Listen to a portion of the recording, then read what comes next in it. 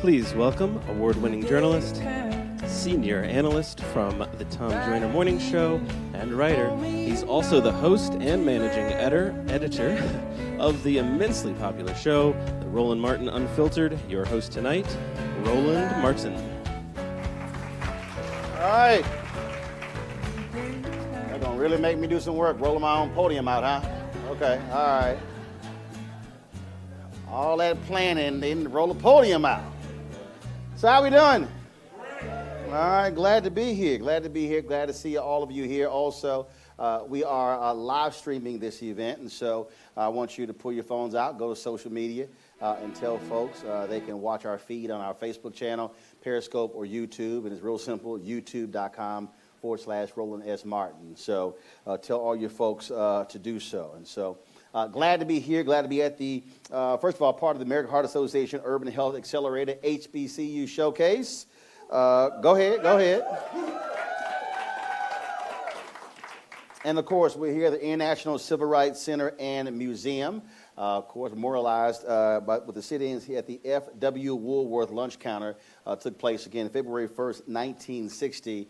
And although the script says 4 college students, no, there were 4 HBCU students, 4 freshmen who decided on their own that they wanted to integrate this particular place. So shout out to Franklin McCain, Joseph McNeil, Ezel Blair Jr., and David Richmond. And their decision, of course, to do so caused it to spread like wildfire all across the South, where in a matter of days and weeks, black students in other cities followed their lead to actually integrate lunch counters. And it was one of the most pivotal moments during the Black Freedom Movement, which, of course, really began with the lynching of Emmett Till, August 28th, first of all, in August 28th, took place then, of course, Montgomery bus boycott was then followed a few months later on December 1st.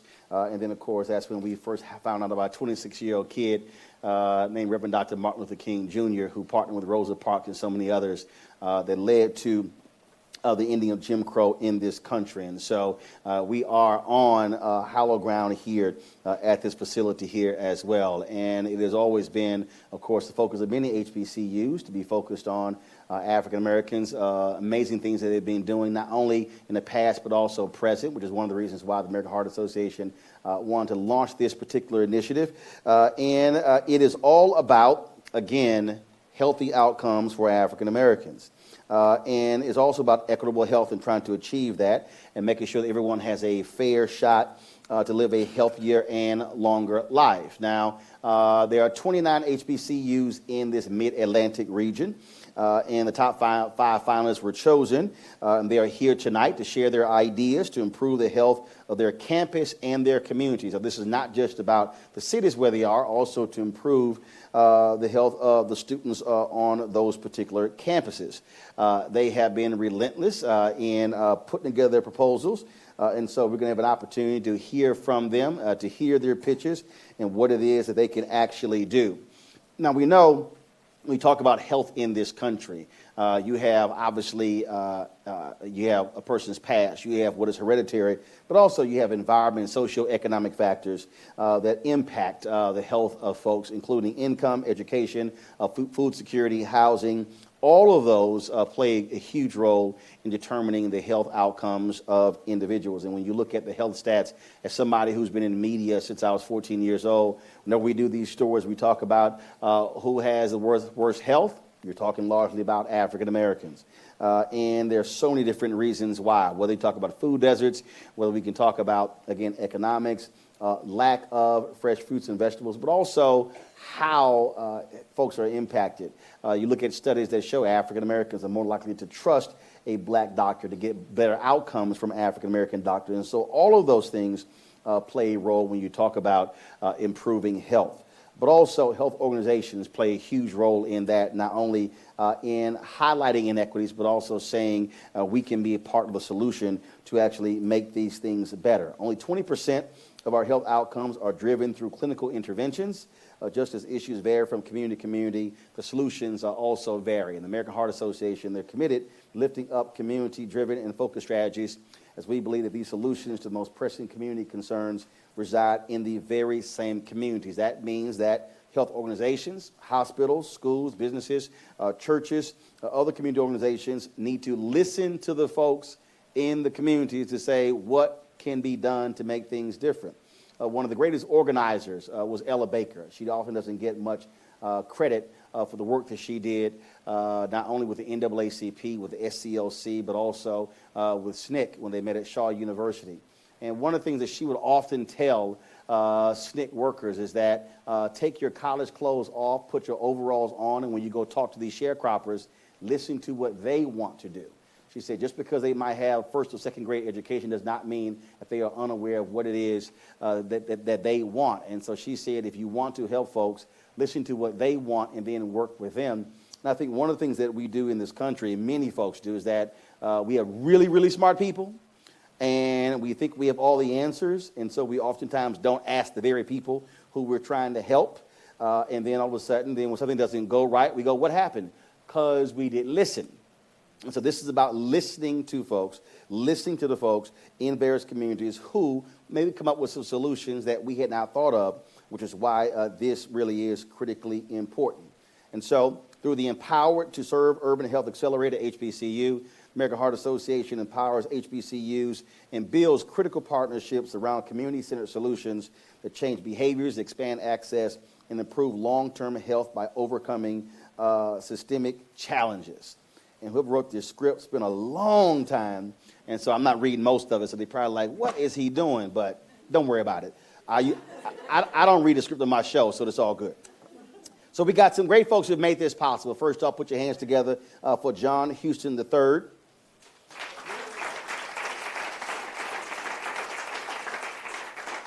We join him in honoring his late wife, Barbara, through the Barbara W. Houston Legacy Awards that is funding these grants for HBCUs tonight. And so we certainly want to thank him for what he has done in making this possible. If this night would not be possible without him, again, partnering with the American Heart Association to fund this initiative for these smart HBCU students. And so we're grateful for his work. John could not be with us, but we certainly want to give him a shout out and thank you so very much. All right, we got some judges here.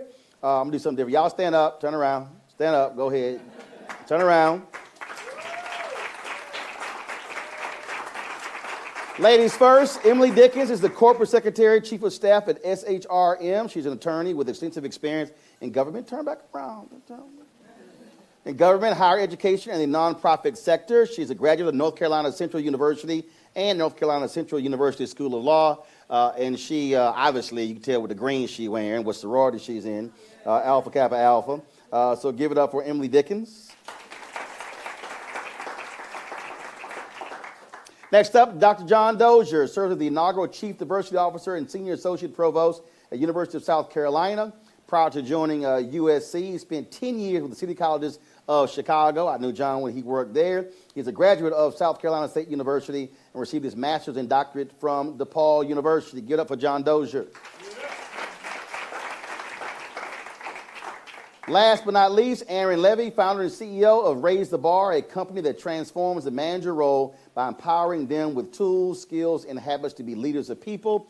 He has educated, coached, and consulted over 6,000 business leaders to define goals, create action plans, and achieve sustained success. And unfortunately, Aaron graduated from this very small school in Austin, Texas. I'm a Texas A&M graduate, so we often don't say much about the TU, University of Texas, but it's all good. Yes, it's all, y'all can clap for the Longhorn. That's right. Aaron's not too happy. They only had a couple of players drafted in the NFL draft the other day. Y'all had, what, 2 people drafted? Y'all had 2? Yeah, just 2. Yeah, Texas A&M, we had 7. But just, it's all good. It's all good. It's all good. That little school to the west. All right, folks, we got an exciting night. So let's get started with listening to how 5 HBCUs will be empowered to be a force for change on their campus and in their communities. Are y'all ready? All right, this HBCU was founded in 1867 and was known as Biddle Memorial Institute. The first black football game was played by Biddle University against Livingstone College in 1892, What, you were there? Act like you were at the game or something. Livingstone. Okay, all right. The phonetic spelling wasn't in here. The current name was given in 1921. Let's give a big welcome to our first school. Give it up, Johnson C. Smith University. Proceeding open.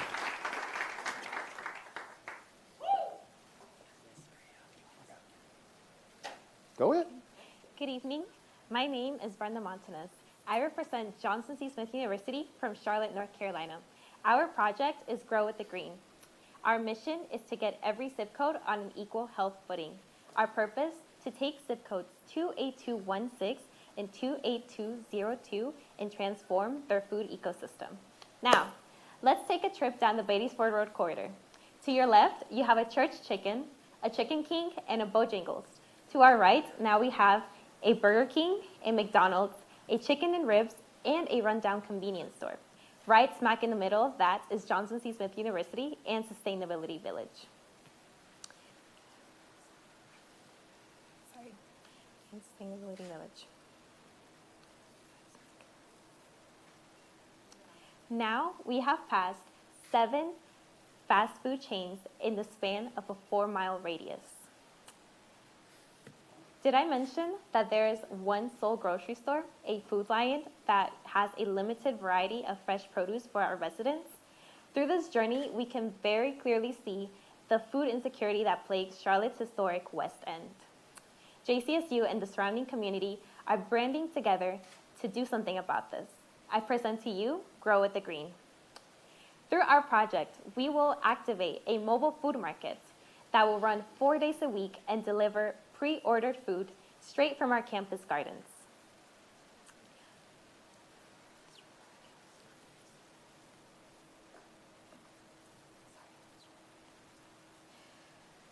Our food will come straight from Sustainability Village, which is JCSU's garden.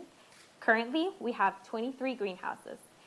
I apologize. We have 23 raised beds. We have an aquaponics facility, a hydroponics facility, and we are open year-round.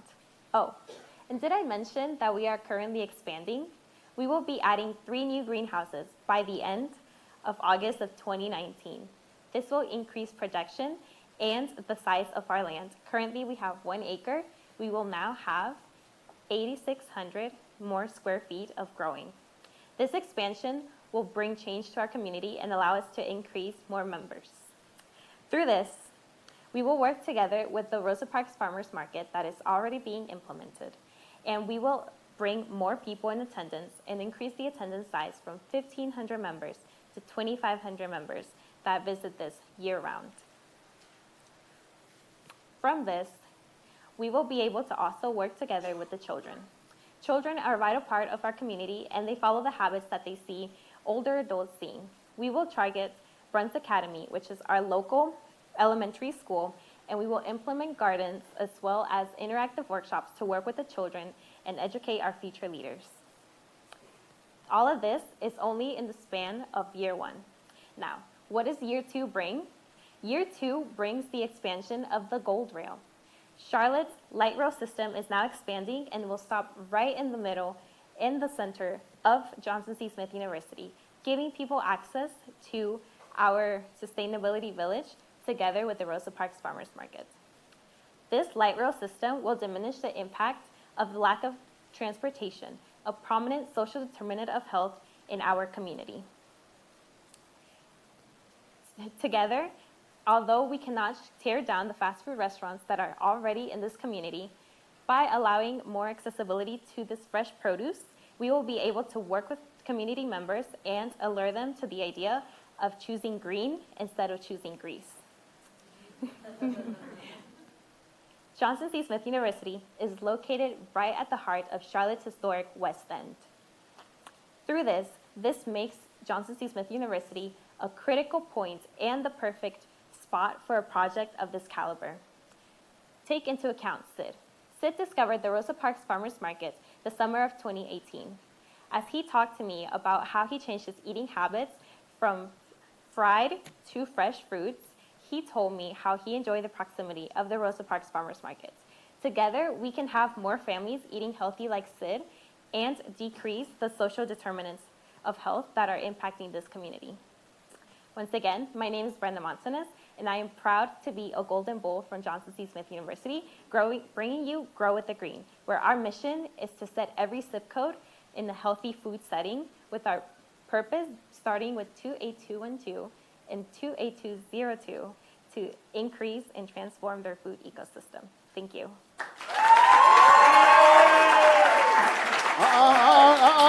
Come back. Oh. Come back. Okay, my bad. Stay. Okay. All right, now it's time for feedback from our judges. Who wants to go first? Yep. Oh, yay. I didn't know we were allowed to give feedback. Yes, live. I really love how you started with a focus and you ended with a focus. I had a clear understanding of what the problem was that you were solving. My feedback would be, smile more. When you smiled, we all laughed with you and loved it, and I even wrote down the quote that you said, choose green, not grease. So just let it flow, because clearly you know what you're talking about. Okay, thank you. Great presentation. Thank you. And I'll say the only piece I would say is talk more about the impact that the rail will have and how so many more people would have access to this site. Okay. And the investment of the school. You've already have the Rosa Parks location. You already have the farmers market. So you've got most of the pieces of the puzzle. This will help grow it. And so I think that's clear too. Okay. Thank you. I'll ditto the great job. I mean, I think that this is a meaningful project that will have amazing impact. I really appreciate the fact that you guys have already done a good job at finding community partners and using the resources that are already available, the things that are already happening, and making ways that you can enhance and grow it. Okay. In terms of your presentation, I thought you did a wonderful job. Thank you. Thank you. All right, now you can leave.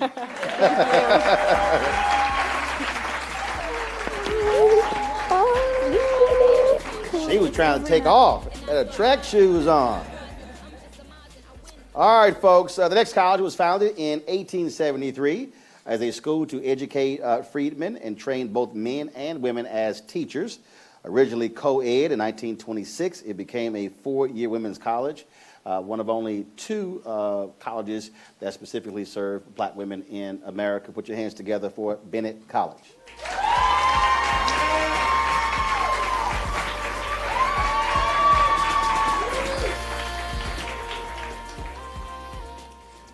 Hi everyone, my name is Victoria Williams. I am a rising junior journalism and media studies major from Charlotte, North Carolina, and I am the representative for Bennett College. Our purpose is to take the worry off of black women's hearts and to promote care within the women here in the Greensboro community.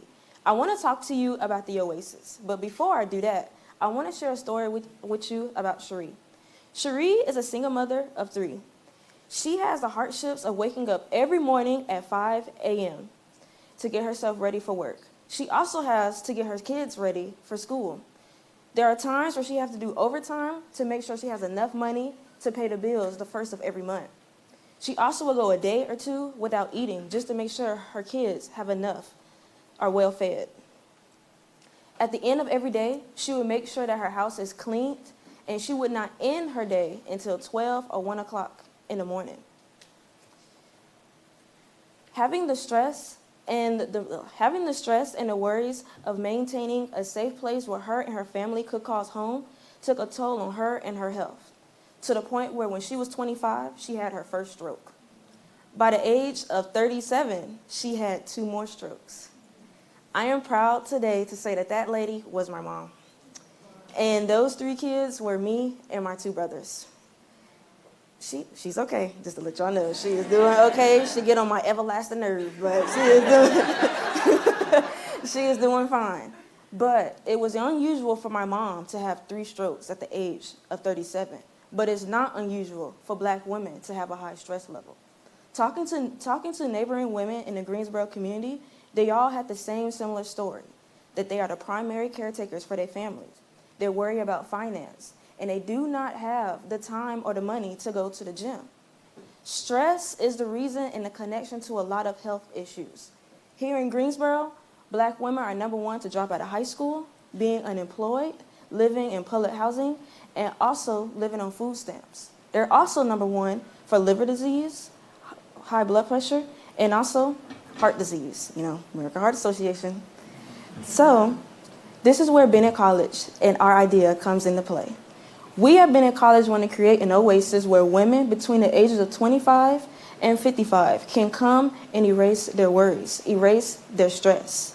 Doing programs such as yoga to help relieve stress, also having a work and finance class to help them manage their money and help them prepare their resumes, also having a healthy food class to help promote healthy eating in their households. We would also like to do a child care system to help so that they will have a safe place to drop their kids off so that they can go and visit the oasis. We want to help, oh my God, I'm sorry guys, I am so nervous. This is my first time ever talking in front of people. But we want to help the problem by pulling it at the root. And by doing that, we have to start with stress. Stress is the reason of why there are a lot of health issues. And if we're able to relieve stress, then we're able to decrease a lot of health problems that's here in the Greensboro community. Bennett College, being one out of 2 all-women HBCUs, is the only school that can do this. Because we believe in 3 things: white dresses and pearls, sisterhood, and black girl magic. And that's it. You're done? Yeah. All right, cool. You trying to make sure?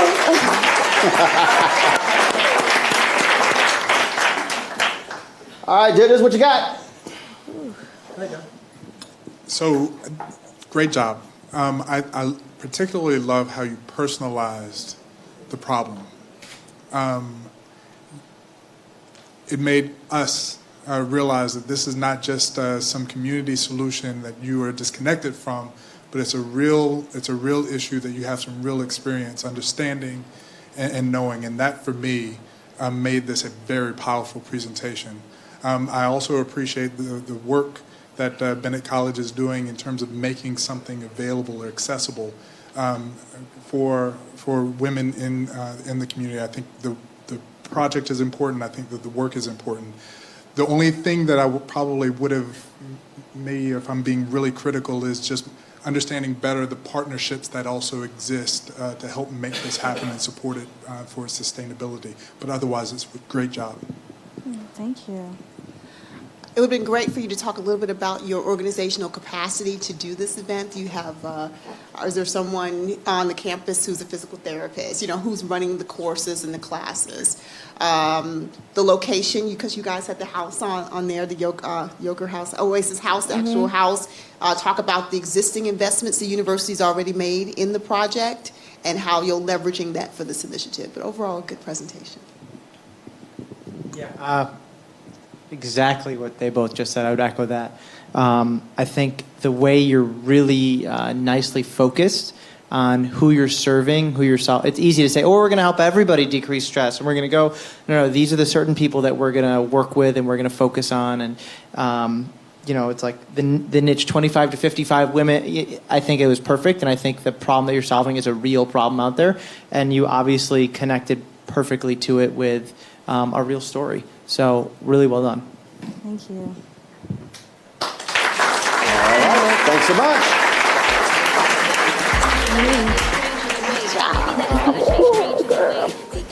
All right, folks, next up is Historically Black Public Land Grant University, founded in 1882 as the United States' first fully state-supported four-year institution of higher learning for African Americans.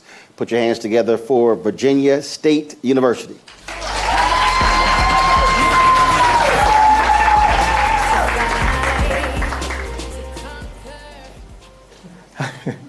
Good evening. My name is Oliver Jenkins, and I am a doctoral student at the Virginia State University, a land-grant institution. Our purpose is to improve the health of our communities, one connection at a time.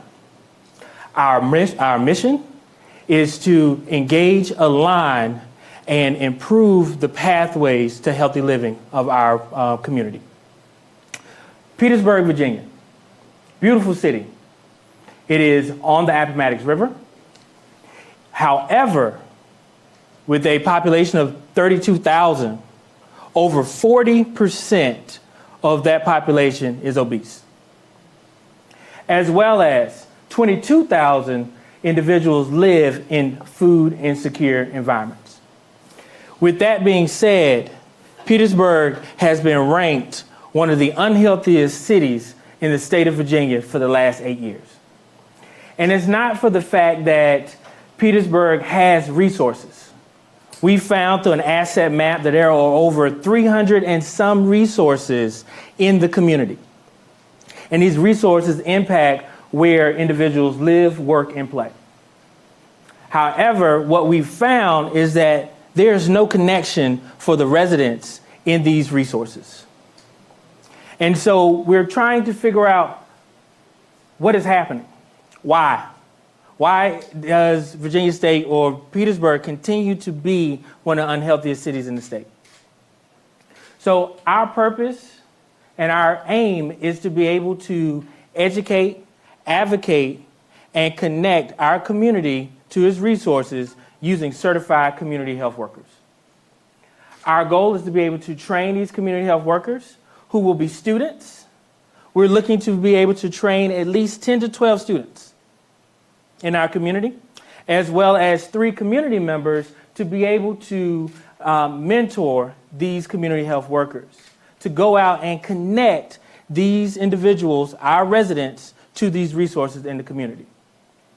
In addition, we're hoping that when we train these individuals, that we will be training them in chronic disease management, as well as advocacy, which we will hopefully impact the policy, systems, and environmental change of the community. One of the things that we are figuring out, again, as I mentioned, that there's not a lot of connection between those resources. So our model is hopefully to be able to use a collective impact approach to be able to be the backbone organization.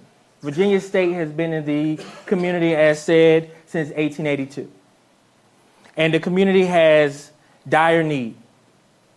Our goal is to be able to make sure that these individuals are able to thrive and survive in the community. With that being said, our hope is that our students will be able to work in our community. For example, we have a Sycamore Street high-rise for elderly population. Imagine our students being able to go in and provide these individuals with access to health care, provide food and healthy eating, as well as physical activity opportunities. In addition, we see our students being able to go out into a food bank, being able to provide nutrition education, as well as opportunities for homeless to be able to find housing. We hope that our city and Virginia State can make this connection. One of the hardest parts right now is that there has been a disconnect with the community.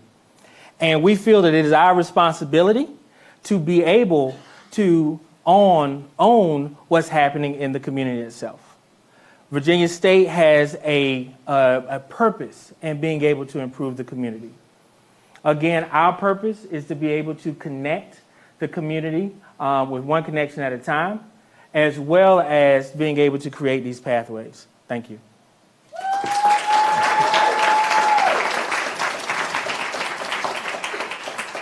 Thank you. All right, judges. Thank go. you. Good presentation. So I feel like I'm going to harp on this the whole night, but I think it's important. You want to always talk about what the school is currently doing in terms of its current investment in the community and how you're going to leverage that. Right. And then sustainability, right? Yeah, of course. I know you're training, but other than that, how else are you going to be able to sustain it? So, but other than that, really good presentation. Okay, thank you. Yeah, there are a couple of questions that popped into my mind as I was going through this. One was, you mentioned there was a bunch of community resources. I didn't know what those were, so I had trouble getting tangible on this. right? So I think some more tangibility, maybe a couple of real stories or an example of how it has worked or how you plan it to work versus how you hope it to work. Right. Thank you. I thought that you did a wonderful job too. My comments probably align most with Aaron, although I agree with Emily too. Some details about how many, so we have some sense of capacity, but I think that this is a meaningful problem that you're trying to address, and I certainly appreciate the fact that you guys are looking at this solution. So Thank you so much. All right. Thank you. Thank you. Thank you. All right, thanks a lot.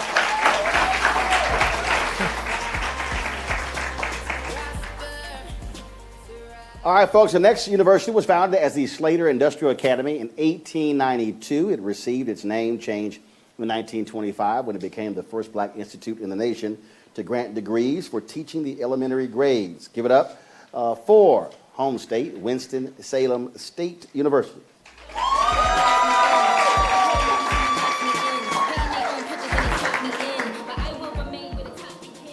Good evening. I am Taylor Redfern, a sophomore sport management major at Winston-Salem State University. It is our purpose to ensure that everybody eats. Our mission is to make sure that the 60,000 food insecure individuals in our city have access to healthy foods, representing two parts of the cities that had the highest rate of food insecurity. Winston-Salem, North Carolina, with a population of over 250,000 people, is in many ways a tale of two cities. One side of the city flourishes with its major health facilities, thriving shopping centers, continuous economic development, solid tax base. And the other side of the city, surprisingly, literally 5 miles away, across Highway 52, is East Winston, which is a predominantly black area, being that 50% of people are African American. In East Winston, there are no major health facilities, a declining tax base, few thriving shopping centers, failing education systems such as elementary schools, and limited opportunities for employment. Winston-Salem has about 21 food deserts. This means that the area is void of fresh fruits, vegetables, and overall healthy foods. 1 in 2 people live more than a mile away from a grocery store. 1 in 4 children live in a food insecure home. This means that in Winston-Salem, about 20,000, and I repeat, 20,000 children go home hungry every night. Winston-Salem State University sits directly in this community. Many of our students, faculty, and staff are from this community. Therefore, we need to address the food insecurity, childhood hunger, and poverty in this area.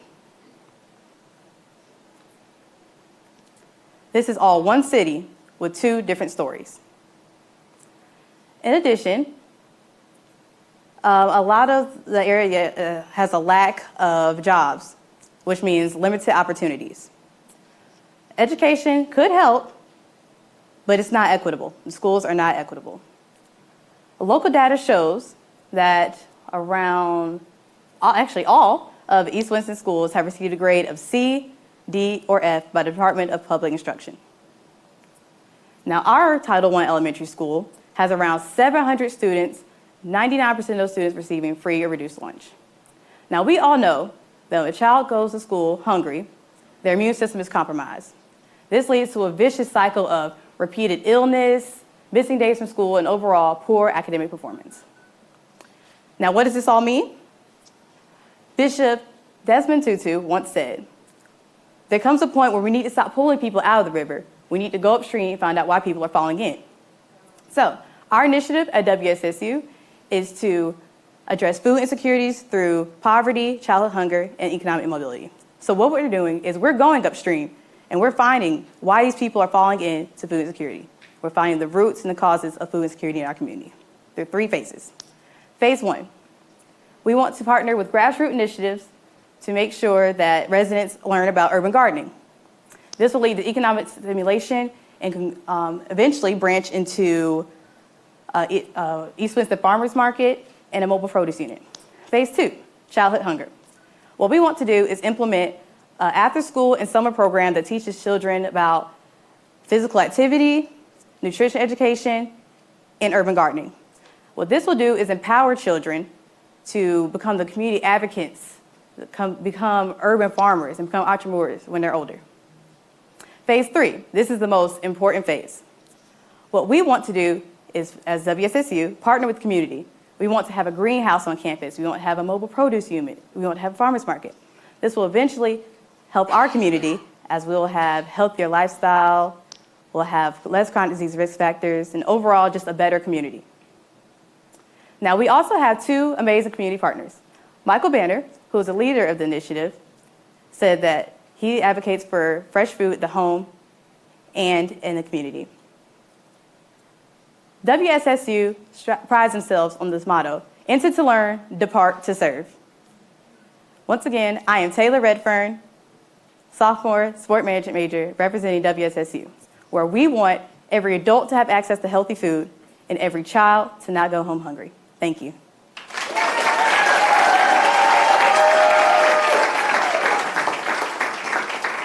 All right, judges, what you got? Very compelling problem. And I love that you all are, the way you're focused on it, your energy around it. I wanted to hear more about how you're solving it. I think we got the 3 points and some of the community partners, but as Emily will probably say in just a minute, I'll let her say it. I want to hear more about what your proposed solution is, how you're doing it, if you're currently doing it, who's helping you, some more about that. So I know you have a partner that's your CDC, so you didn't mention that. I think you were getting to it because you said you have 2 big partners, Mr. Banner, and then you can get to the CDC, which is a big part because the CDC is working on 2 prongs of your project. So again, you're leveraging an organization that's been existing for a number of times, a number of years, it's sustained itself. It would have been helpful to mention that. But other than that, you're trying to solve a huge problem. You guys are trying to take on a little bit of everything, the food piece. And so maybe the scope might be a little too broad, but absolutely there exists a problem, and good work. So I thought that you did a wonderful job, and I would ditto what my colleagues have already mentioned. I would add, though, that I really appreciate how well you defined the problem, and the use of the Tale of Two Cities. It speaks very strongly to the issues that many of our communities are dealing with, and so it drew a very clear distinction and an understanding of what the problem was. I do worry that the solution is a bit broad, yet I also agree, though, that again, focusing on the kinds of solutions that are going to help these communities to build their own capacity, and while also helping to educate children is a meaningful way to go. Again, I thought that you did a wonderful job on the presentation.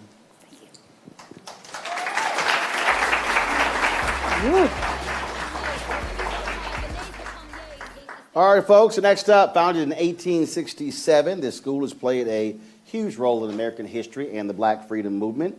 It's a national leader in studying health disparities among people of color, definitely studying health disparities among Black folks, and one of the America's top institutions for training women surgeons. And so, last but certainly not least, put your hands together for Howard University.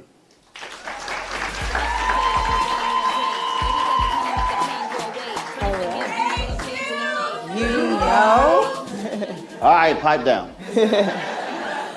Good evening, and my name is Courtney Pinnell, and I'll be representing Howard University. Our purpose is to give back to the elderly community by empowering them to take charge of their health.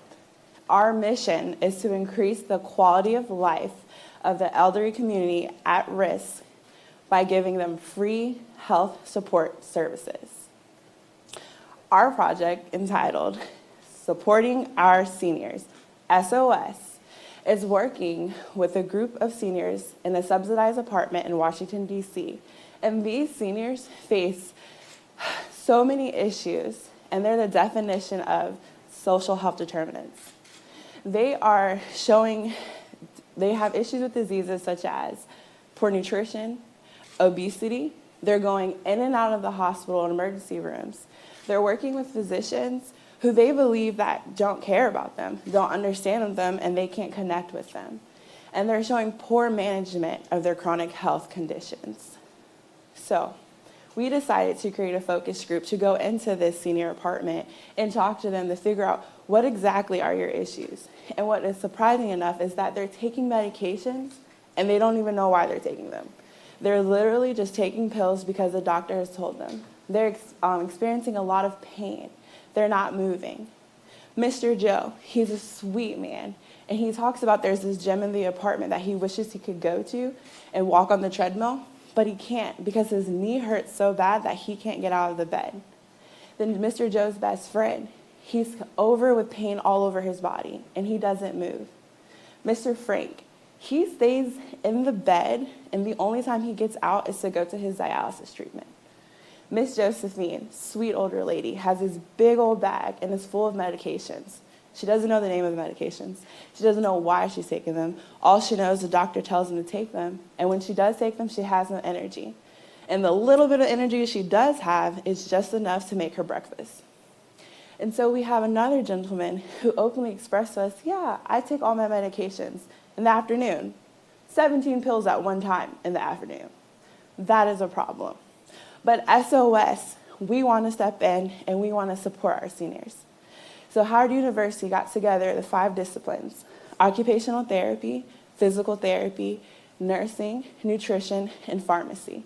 And together we created a team that's going to work on a weekly basis to teach information seminars and educational training to these seniors. We're going to talk to them about medication management. We're going to go in and talk to them about how to move, even if you're in pain, and the importance of moving. We're going to give them food demonstrations and teach them about healthy eating and healthy living. So, what is the solution and what are we adding? Well, we're adding in another layer of healthcare services. You can go to the doctor or you can get released from the hospital, but then you go home and what do? You have unanswered questions. And we're going to step in and we're going to bridge that gap to answer those questions. And not only does this benefit the seniors from education and information, but it's a social aspect. They're going to be meeting with students, and they're going to feel valued, and they're going to feel cared for. But the students, we benefit as well, because we are working with the elders who've been through the history that we're learning. We're helping them, and we're gaining wisdom for us. So why Howard? Why not Howard? Howard has been here since 1867, creating student leadership. We go out into the world and we make a difference, but we want to impact our community. When I think about my future, and I think about all the things that Howard talked about me, I think about my future children. And they shouldn't grow up in the world when they feel that when they get older, they get tossed aside. They should know that the elderlies are valued, and that SOS is going to go in and bring value to deserving seniors. And not only will we improve their quality of life, we may even prolong it. Thank you.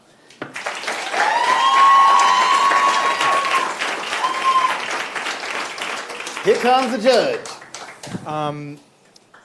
First of all, excellent stage presence, excellent use of stories, excellent description of the problem. I completely agree. I think the way we operate as a society in America does not empower or even look towards our elders as people that we should be taking advice from, and instead we shuttle them to home. So I think that's great. As I'm looking at this from the AHA perspective, is I want to know more about how does helping and serving the elderly have a bigger, broader societal impact besides for just we'll learn more and they'll benefit and feel better, because there's more beyond that, right. From their impact on the healthcare system to some other things that I would have loved to hear. Right. But outside of that, I thought it was fantastic. Hi, good presentation. Thank you. But I'm with my colleague, it's Howard. So it's one small, I think your scope is a little small on this one. You guys have such a big group of people, all these different majors. You maybe could be serving a smaller public housing community and leveraging their resources with the community centers and things of that nature. But it's a great idea, it's definitely needed, and our population's only getting grayer as it gets browner. So I think it's a well thought out project. Completely concur. I thought that your presentation, your presence was great. I also appreciate the explanation of the interdisciplinary nature of the project. I really appreciate how you explain that. I also appreciated the primary research that you use to inform your solution, and the explanation of that too. And I completely agree that when you think about social determinants of health, the first thought, or at least for me, the first thought isn't necessarily our senior community. And so I appreciate the unique approach that you guys have, although I do worry that it is a little bit narrow in terms of the scope, but wonderful presentation and good project. Thank you so much.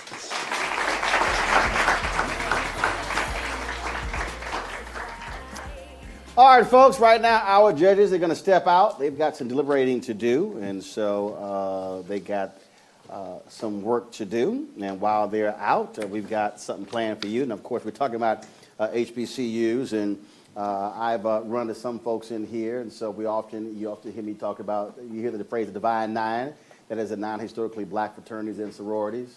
The other 8 all fall behind Alpha Phi Alpha. I'm sorry. What? Facts are facts. And so if you couldn't get in, that's not my problem. And so it's all good, though. So what we're going to do is we're going to have the brothers of Alpha Phi Alpha from Winston-Salem State University. They're going to show you how we do the damn thing. So y'all come on out here and let's see the Alpha brothers step a little bit. Come on.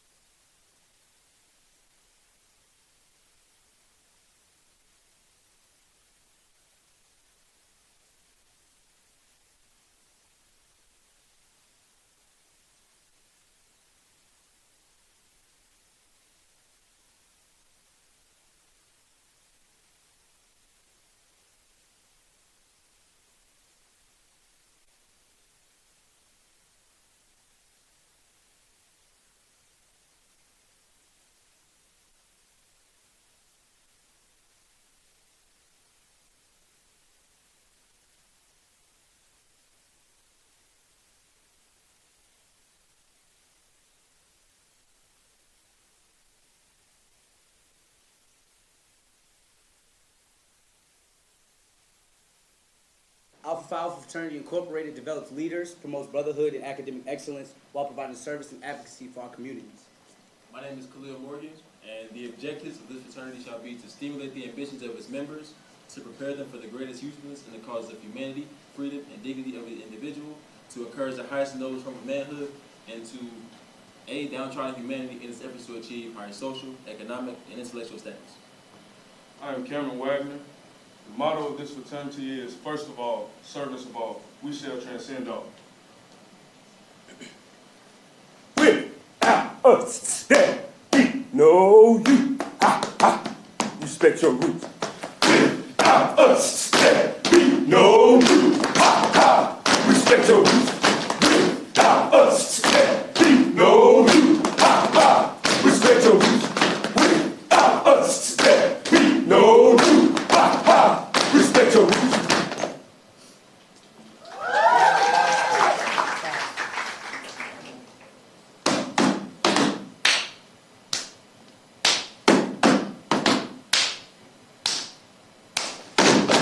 All you lovely ladies that are here tonight, all those other brothers just want you to right. What you need is a man of black and gold, oh so cocky and oh so gold.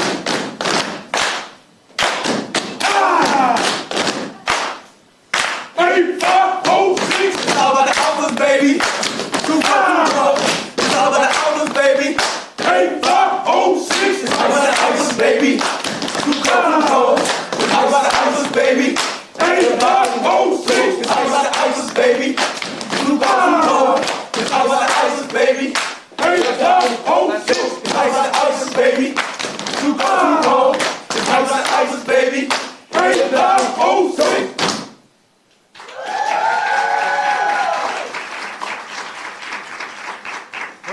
good, y'all. Y'all already know who it is. And what it is. It's the Ice Cold Brothers of A5A. Now, we hope y'all having a great time tonight. But please, allow us to reintroduce ourselves. Bro. This is my bad leg. Bad leg. Yeah, y'all ain't got a bad leg? It is getting colder out here. I think we need to stretch it out, man. I see what you're talking about now. Yeah, I feel it. It's tight. One, 906. This leg is my bad leg, but this leg is alright. This leg is my bad leg, but this leg is alright.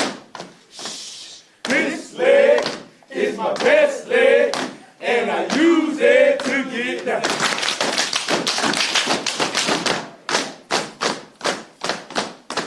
Oh, ha, ha. Hey! Hey! Hey! Hey!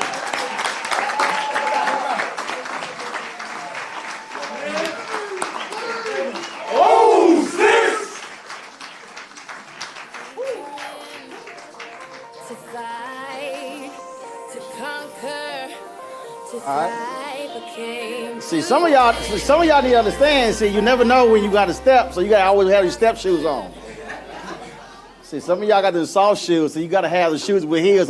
So if you somewhere, you got to hit that. I see y'all. I don't want to embarrass these Omegas and Kappas out here. Yes, sir. What? Hold on, did I see an Omega over there? You know, I know. I tell about the time, who's your daddy? All right, Chester. Yes, sir. I guess we do a roll call. So, any AKs here? Deltas, Zetas, Sigma Gamma Rho, Omegas. Yeah, whatever. Kappas, Sigmas, Iotas. Yeah, whatever. All right, so we tolerate y'all. We tolerate y'all. So also, let's see how. Okay, so we mentioned the 5 schools over here, and so if you went to HBCU, who's not one of the finalists, shout it out. Who's in the room? Okay, not only at one time. I heard Hampton. Hampton. All right. What else? Virginia Union. All right. What's over here? Morgan State. All right. Baltimore. Anybody else? Huh? First of all, I'm Texas A&M Aggie, so be specific. No. I got you. Don't. All right. See. Don't get cut. I am from Houston. All right. So we got North Carolina A&T. Who else we got? Who we got? Anybody else? North Carolina Central. Got it. Anybody else? All right, just checking. All right, then, so good. All right, so the judges are out, so they're still deliberating, and they're going through all of their criteria, who they want to select. One of the things we also want to emphasize, obviously, this is a 2-year grant supporting HBCUs, and one of the things that we also do on my show is we also emphasize the importance of supporting HBCUs, not just folks who actually went there, but also folks who didn't. Because one of the issues still comes down to funding, and that is if you look at the average giving rate for many schools is anywhere from 5 to 7%. And so, as a matter of fact, we're one state over, but Claflin actually is has the largest donor giving of any HBCU. They exceed 50% of all their graduates actually giving back to the university. And so give it up for Claflin. And so we emphasize that because I had the president of Florida A&M on my show, and their alumni giving about 5%. Howard University, their undergrad giving is now at about 10.5%. Wilberforce is around 9%. And so it's critically important for us to continue to support those institutions, because when you look at where you're getting most of your black STEM graduates, also folks who are majoring in health as well, they're coming from these HBCUs. And one of the things we also are seeing, Silicon Valley, you see the initiative of Reverend Jackson and others encouraging them to actually have direct relationships with many of these institutions because they go to Stanford and Harvard and Yale and places like that. And then they say, well, we can't find any black engineers. Well, go to the school that produces black engineers. It's not too hard if you actually look. And so that's one of the things that we're seeing across the country. And so we certainly appreciate what the American Heart Association is doing with this particular initiative here because it goes a long way to emphasize, again, what those students are doing and then and what those universities are doing in terms of coming up with creative and innovative solutions to dealing with a lot of issues, whether it's health, whether it's education, and you name it. And so, again, another round of applause, please, for what AHA is doing. Huh? Girl, I don't read hand signals, talk. The judges are not ready. They're not ready? They have a hard time deciding. Some long-winded judges. What they doing? I would have made that sucker bite in 10 minutes. We'd have been like jury, guilty, not guilty. And so we're waiting for the judges to come up with a decision. And to the folks, okay, first of all, what's the website again? Because there are people who are watching the live stream on YouTube, Periscope, and Facebook. So what's the website? Empowertoserve.org. All right. Actually, Rhonda got it wrong because I had her on my show. She said .com. And so did y'all buy that one too? She didn't. Okay, she didn't know. All right. Empower to Serve. Okay, is it T-O or the number 2? T-O.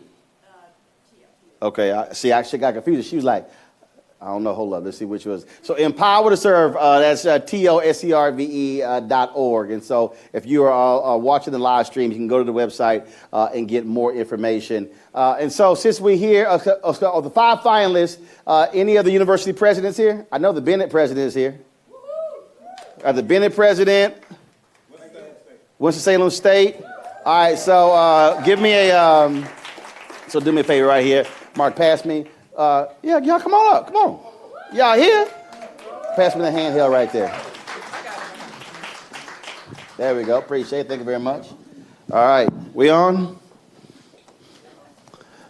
How's it going? It's going well. All right. Good seeing you again. Good to see you as well. That's right. See, this is called improvise. That's how you do it. Right. So, you know, there's nothing me asking questions. Come on, Doc. All right. So y'all stand over here in the light, in the light, in the light, in the light, in the light. Here we go. All right, tell folks who you be. I got the microphone. I got it. Breathe. I got this. Put your hand down. I got this. Right. You don't have to hold the mic. I got it. Okay. Put your hands behind your back. There we go. Hello, everyone. I'm Phyllis Worthy Dawkins. I'm the 18th president of Bennett College. And I'm Elwood Robinson. I'm the 13th chancellor at Winston-Salem State University. All right. So do they get any extra points if the presidents actually show up? Y'all might want to tell the judges that. Y'all might want to tell the judges that. All right. First of all, Phyllis, we'll start with you. And you've been in the news as of late with, of course, having to raise money, dealing with your accreditation. And how much did y'all have to raise and how much y'all eventually ended up raising?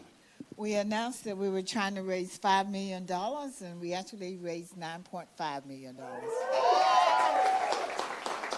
Now, was that pledges or actual money they gave? We got all the money except for 2 pledges. Except for 2? Yep. Okay, usually just let us know who they are. No, and no, they're good. Huh? You sure? They're good. I'll get the money now. Yeah. I'll get the money. You can still use more money. First of all, how many students do you serve at Bennett? In our fall enrollment, we had about 465 students. Okay, and obviously, Bennett is private. Winston-Salem State, you're public. All right, and so how about you? How many students you're having to deal with? 5,200 students, and I just want to get a shout out to our alumni. You talk about alumni giving. We are up this year about 25% in alumni giving, and so we're making great strides in that area. So hats off to all WSSU alumni. All right, then. Now, of course, graduate. Yes, our alum give between 30 and 40%. Okay. All right. Number 3. All right. So, first of all, commencement is coming up. And I'll be doing University of Virginia, Lynchburg, and also Bowie State. So those will be the 17th to 18th commencement speeches I've done. So who y'all got speaking at your commencement this year? We both share the same person. Kwanzaa Jones. How y'all get the same person? She loves this part of the country, and she wants to make major investments in this part of the world. Ah, that's why you did it? Well, Kwanzaa gave us $1 million towards our Stand With Bennett campaign. Oh, hell, that'll do it. That was easy. And she has an aunt and a mother that went to Bennett College. Oh, yeah, that was it. Absolutely. That was it. So how many ceremonies do y'all have? We just have one. Just have one? And now, do you have your band there, or the choir there, or? We have the symphonic band, and we also have the choir. How y'all got the symphonic band at the graduation? First of all, if y'all, hold on, how about y'all? What you got? At the choir? See, I'm telling y'all, go to YouTube. If y'all want to go to YouTube, and just type in Roland Martin and Grambling State graduation and South Carolina State graduation. Oh, yeah, I turned that sucker out with the band. So I made the symphonic band get funky. So I ain't come to HBCU, hear the symphonic band. I said, we didn't do that. Well, you remember our graduation last year where we had the drum majors come up, right, and do the split? You don't remember all that? No, I remember that because I wasn't a speaker, so I don't remember that. I was at Texas Southern University last year doing both of their graduations. I know. Even though I keep getting emails every year from Winston-Salem State alumni saying, you should come do our graduation. I say, all y'all got to do is invite a brother, Chancellor. I'm on it. Let me write that down. I got it. Chancellor. Damn it, write that down, Chancellor. Write that down. So, first of all, in terms of what's the most important discipline at Bennett, in terms of you're known for and what area students come to Bennett for? Right. Business is our #1 major, followed by biology and social work and journalism and media studies. Cool. Those last one, too, are really important. I don't know about that biology part. I could not stand biology. How about Winston-Salem? We're known for our School of Health Sciences, primarily our nursing. We produce about, we're the third largest producers of nurses in North Carolina. We have great programs in occupational therapy, physical therapy. Our Doctor of Physical Therapy is the #1 program in the country. We have, for 4 consecutive years, they have 100% passage rate and 100% employment. 100% employment. And you make sure they give back, huh? Right. You're like, y'all better cut a check. Y'all got to give back.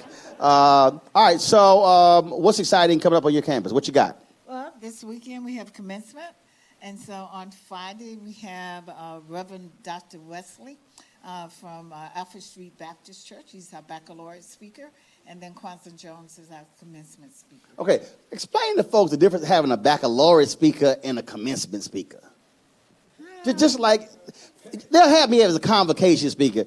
Nobody black has been able to explain to me what the hell a convocation is. It's just a program, right? I had a whole big deal at Shaw. They were like, oh, it's a convocation. I'm going, explain it. Nobody could explain what a convocation was. It's just a special event. All right. It's a special event other than a commencement. Is that for like the really smart students? No, it depends on the theme, okay, and what you're trying to do. So you have convocations, you have special events, you have all kinds of activities throughout the year. All right, y'all got a baccalaureate? No. We don't. You like one ceremony, then we going home. That's it. We're out. It's like one ceremony. All right, now do y'all allow parents to bring noisemakers and make noise? Because, you know, some of these colleges get real, they start tripping. You can't say anything. It's a solemn occasion. It's like a damn funeral at a lot of these graduations. So y'all got rules? No. No. It's pretty live up in there. Yeah. Did y'all see the video from last year? Look, he just stood back. It was kind of like, okay, it was like a talent show. Y'all got 20 seconds the graduates are walking across the stage, hopping up and down, doing a church dance. Right, you just stood back. Shaking my head. Right, but that's what you let them do. Because a lot of, now, do you govern them accordingly? What? See right here, I knew right there. I knew somebody's gonna be a church lady right here. She's like, don't y'all walk across the stage acting the fool. Go ahead. We try to control it. We limit the space that they have to walk. Come on, Doc, that's foul. Come on. You got folks been at Bennett 4, 5, 6, 7, 8 years. They finally graduate, and y'all were shrieking the stage. Yeah, but we try to make this a very special occasion. The Bennett Bells do it well, right, ladies? See, right there. Right there, right there. I will never be the commencement speaker because we going to turn that graduation out. Oh, trust me, y'all going to get up and do the church happy dance. Y'all actually shrunk the stage. Yeah, well, we kind of orchestrated so there's not too much room for them to, you know, act up. But God, it's graduation. But they do it anyway. They do it anyway. Y'all ain't shrink the stage. Y'all increased the stage, We huh? increased it. Yeah, Right. we increased it. Give them more room. Right. I just tell, the guys that, whatever you do, just be quick. Right. You get the Kappas up there and they got to get All they little shimmy. One pulled out a cane. I said, don't be pulling out a cane. Should have smacked him upside his head. Go. That's right. Then, of course, you got the Omegas. They just started hopping around and just losing their mind. They try to jump over my head, because I'm an Omega. Oh, you in that youth group? Yeah. You an Omega? Yes, oh, okay. Yes. I'm sorry you couldn't get in. I'm sorry. Pray for him, y'all. Pray for him. You're a Delta? I'm a Delta. All right. Okay. All right, then. Well, cool. Okay. All right, then. Well, look, we appreciate both of you being here, supporting your institutions of higher learning, and we'll see who comes away. I think they should give at least a couple extra points with President showing up. I'm just saying. Go ahead. I'd like to thank the Alphas for giving to Bennett during the Stand with Bennett campaign, as well as the Omegas. How much did they give, and how much did the Alphas give? Alphas gave us $31,000. The Omegas gave us $20,000. The AKs, No shock. AKs gave us $100,000. Yeah, they got it. Yeah, they keep all the money. And the Deltas gave us about $60,000. Okay. All right then. All right. Well, appreciate it, Doc. Women give. Women give. Yeah, because y'all take the checks. Yes. Duh. Absolutely. And thank you so much, Roland, for supporting HBCUs and all you do. I appreciate it. I appreciate it. Thanks so much. All right, we'll take a picture. Take the name. Look like billboards. Take the name tag off. All right, slide over here, Doc. You're in the middle. You're in the middle. All right, here we go. All right, here we go. All right, thanks. Hey, where you going, man? She walking down. You got, come on. You obviously good. Help her down. What is... Man, put your camera down and help the woman down the step. Where you from? Where you from? You from here or you live here? Where you from? Where were you born and raised? The redneck Riviera of Florida. You were born and raised in Florida? They didn't teach y'all how when a woman walking down the steps? Man, we were in Texas. We would take you to the woodshed right now. All right, then. Are we ready for the judges? All right, cool. Judges, come on, let's go. We ready to go eat. We got some... Well, did they leave the building or something? I mean, where did they go? Where did they dropped by the hotel to deliberate? I mean, I thought they just went to the green room over here. All right, then, just checking. All right, y'all, that was a huge deal that Bennett did their campaign, raising that $9+ million. And here's the crazy thing, the doctors say, so the accreditation folk told them, raise $5 million. They raised the $5 million, and they still said, we still not going to give you accreditation. So Bennett is suing them. So now they got to spend money on lawyers with accreditation folks. So just let me know. I know a couple of people who didn't go to college who, they fix stuff like that. Y'all remember the movie Ricochet when Denzel was like the DA and Ice-T was the hood? Those are the people who you don't get rid of. You just always need to know something. You don't invite them over all the time, but, sometimes you need to call some people, let's just say, who have records, who you need to handle some stuff for you. So I do not forget the people I went to high school with, because you need to make a phone call and I need you to handle something for me. So, all right, is that the judges? Y'all back? Come on down. What y'all doing? Here we go. All right, they're going to reveal for us. So how are we going to do this? They're going to come on the stage or they're going to do it down here? They're going to come up here? All right, okay. Yep, go this side over here. All right, we got the envelopes here. Okay. Really? Open first, second place? You get the right open first on the envelope? Who the hell am I, Steve Harvey?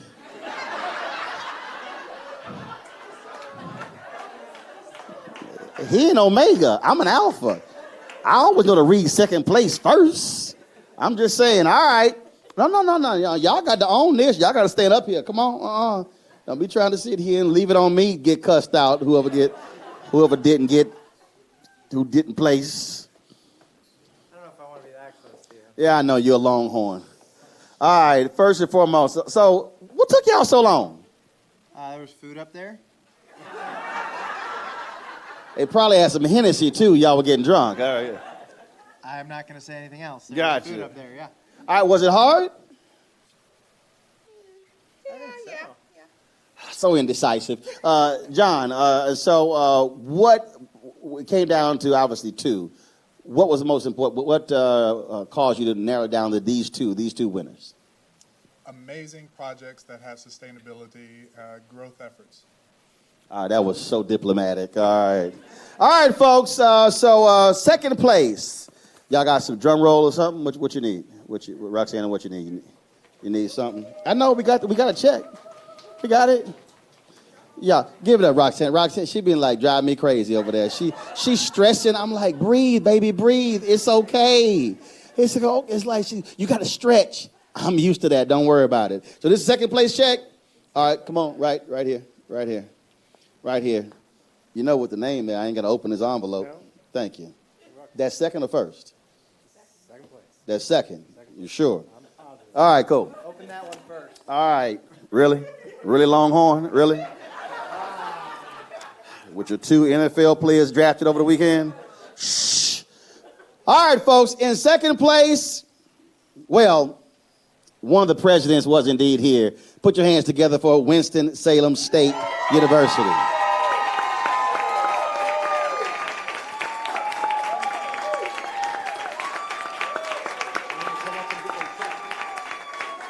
Come on, Chancellor, come get the check. Man, come get your money.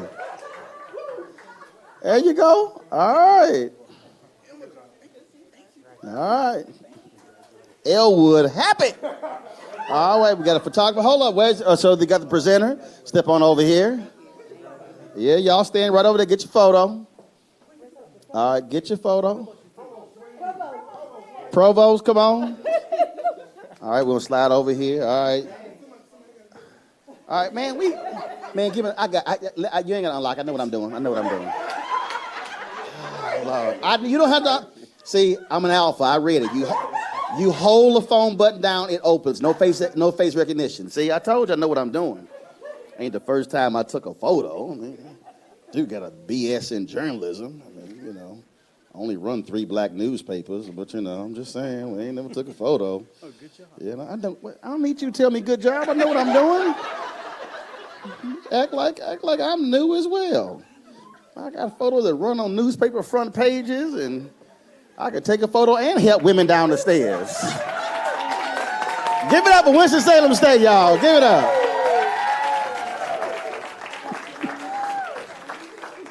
All right. Y'all done? Yes. It's time for the first place, so can y'all go ahead and exit? We got to show the first place people some love. Thank you very much. All right. Come on, judges, come on back. All right.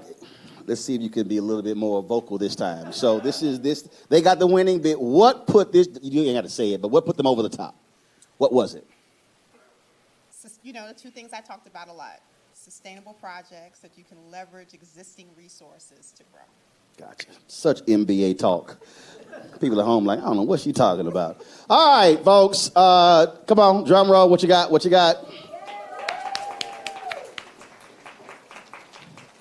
Why y'all holding that big old iPad up? Get a phone next time, like a big dinner plate back there. All right, and the person with the Instamatic camera, I know you got to go to Walgreens to get your photos developed. We're going to see your photos by Thursday. We appreciate that. The winner of the American Heart Association, this urban health initiative,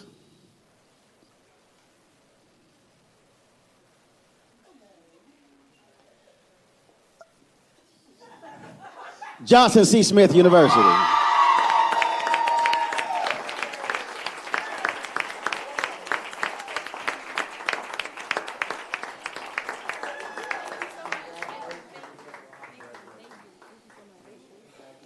to go, way to go, way to go, way to go, way to go. All right, way to go. Good job. All right, there you go. All right, y'all, picture time. Slide over here, getting light. Anybody got a camera? Need me to take a photo? You know, all right, there we go. Okay, we're going to, right, hold, put. I got it, baby, I got it. Man, come on, hurry up. You're taking forever with that phone. Lord Jesus. He got it on portrait mode. All right, here we go. All right. First of all, your lens is dirty. Can't have photos look like here in San Francisco. Foggy. All right, here we go here. All right. All right. Done. All right, give it up for Johnson C. Smith University. Go ahead. Stay up here for just 1 second. I just want to say, you guys, it was kind of unanimous when we sat in the room and talked. And one of the things that I wanted to offer you as well is we have a launch party every year in Chicago with a company called Startup Grind, where we have other companies come and pitch their idea. And it's an opportunity to learn, practice your pitch, and there's some prizes, not nearly as good as this prize, some small prizes, but if you want to make your way to Chicago, you have now been accepted into the Startup Grind launch party, July 2018.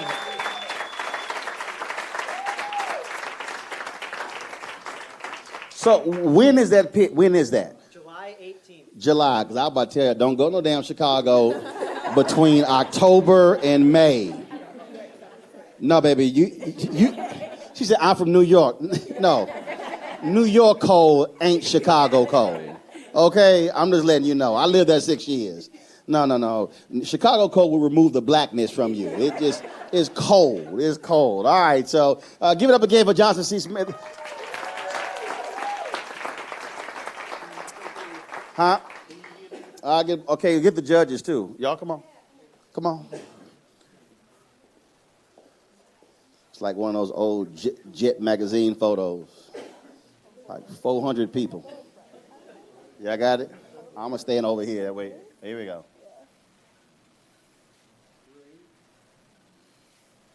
All right.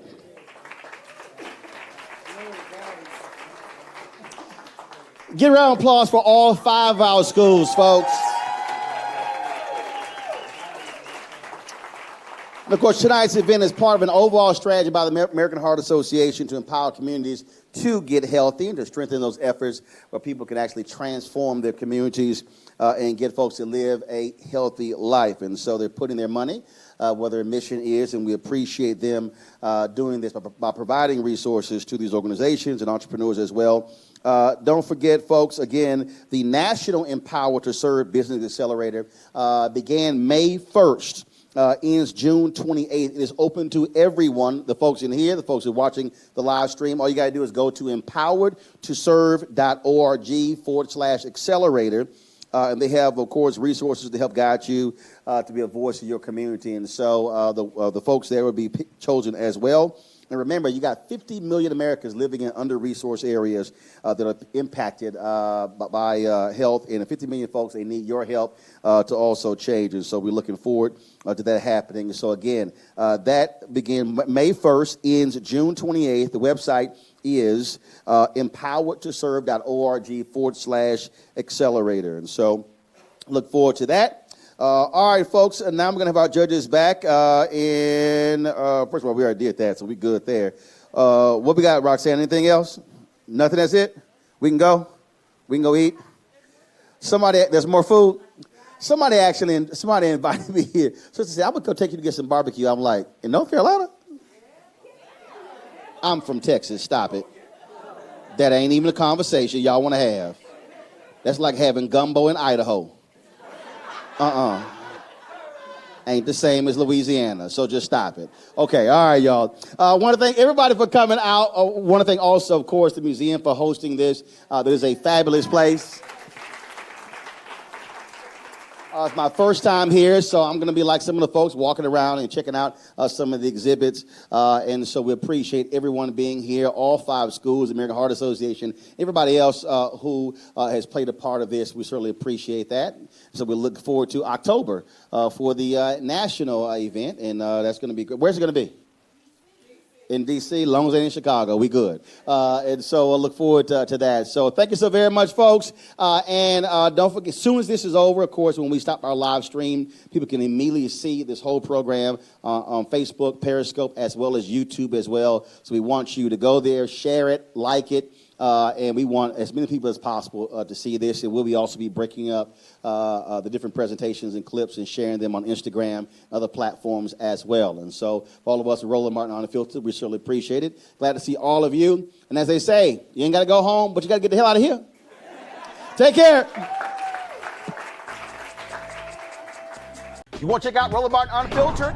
YouTube.com/Roland S. Martin. And subscribe to our YouTube channel. There's only one daily digital show out here that keeps it black and keep it real. It's Roland Martin Unfiltered. See that name right there?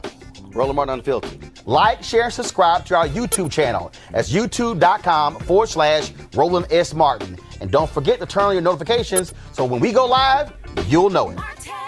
You want to support Roland Martin Unfiltered? Be sure to join our Bring the Funk fan club. Every dollar that you give to us supports our daily digital show. There's only one daily digital show out here that keeps it black and keep it real. It's Roland Martin Unfiltered. Support the Roland Martin Unfiltered daily digital show by going to RolandMartinUnfiltered.com. Our goal is to get 20,000 of our fans contributing $50 each for the whole year. You can make this possible. RolandMartinUnfiltered.com. Hey fam, want to check out Roland Martin Unfiltered? The blackest show on all of digital, cable, and broadcast. Check out our audio podcast. There's only one daily digital show out here that keeps it black and keep it real. It's Roland Martin Unfiltered. Press play.